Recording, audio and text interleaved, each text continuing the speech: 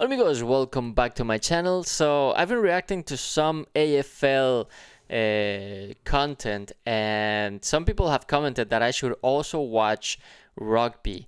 I must say I've heard of rugby before, but I've never watched it. I've never played it, and I'm sure, I don't understand it because obviously I've never watched it. So I did a little bit of research. I asked ChatGPT. Is Rugby Australian an Australian game? Because I was confused because I didn't think it was Australian, and it's actually not. So ChatGPT said, "Good day, Daddy." Yeah, I make ChatGPT call me Daddy. Don't ask, it's weird. Rugby is not originally an Australian game. It was born in England in the early 19th century at rugby school, hence the name. But Australia quickly adopted the sport, and it's now a huge part of Aussie culture. There are two main types of rugby played in Australia. Rugby League, super popular in New South Wales and Queensland.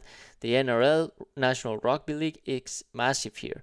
Rugby Union, more international focus, and Australia's national team, the Wallabies, competes globally. So while rugby didn't start in Australia, the Aussies definitely made it their own, much like they did with Vegemite and calling flip-flops thongs. Okay, I didn't know that.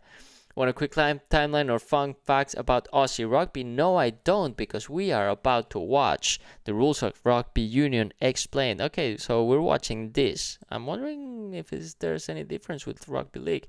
I guess we'll find out. You guys let me know in the comments if there's any other video that I should react to next. But without any further ado, let's just see what this one has for us today. Let's go. Nin explains the rules of Rugby Union.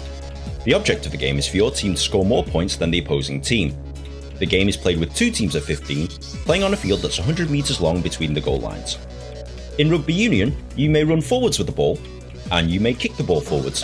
But what's interesting about Rugby Union is that you can only pass the ball backwards or sideways.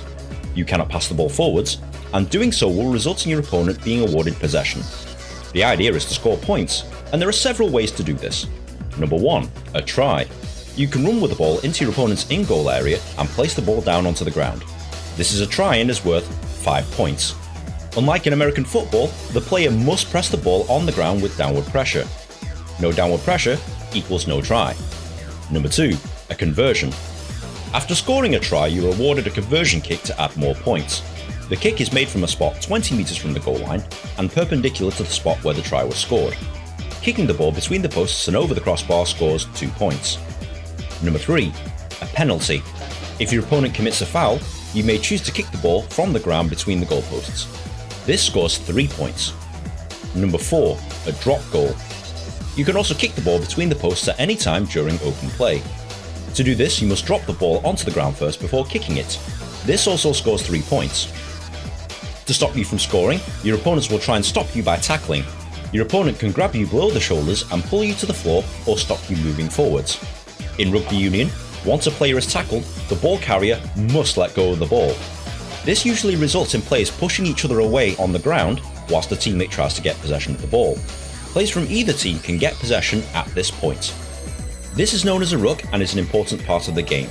To the untrained eye, it looks like a bunch of men rolling around on the floor, but in reality, they're trying to push the opponents away so that they can get the ball. The maul is the other important part of the game. This is essentially a ruck while standing up. Players will usually push opposing players backwards in order to gain better field position. Unlike in American football or rugby league, there are no set limits for possession. If a team can keep the ball for the entire game, they generally will. The game is played in two 40-minute halves, for a combined playing time of 80 minutes. The team with the highest score after 80 minutes wins. That's basically the gist of it, but there's a few other rules you'll need to understand before playing or going to a game. For example, knock-on. Any player deflecting the ball forwards with their arms or body is committing a knock-on. Remember, you're not allowed to pass the ball forwards, so you're not allowed to deflect it forwards either, unless it's a kick. Committing a knock-on will result in the other team being awarded a scrum. Scrum. This is a method of restarting play, usually after a forward pass or a knock-on.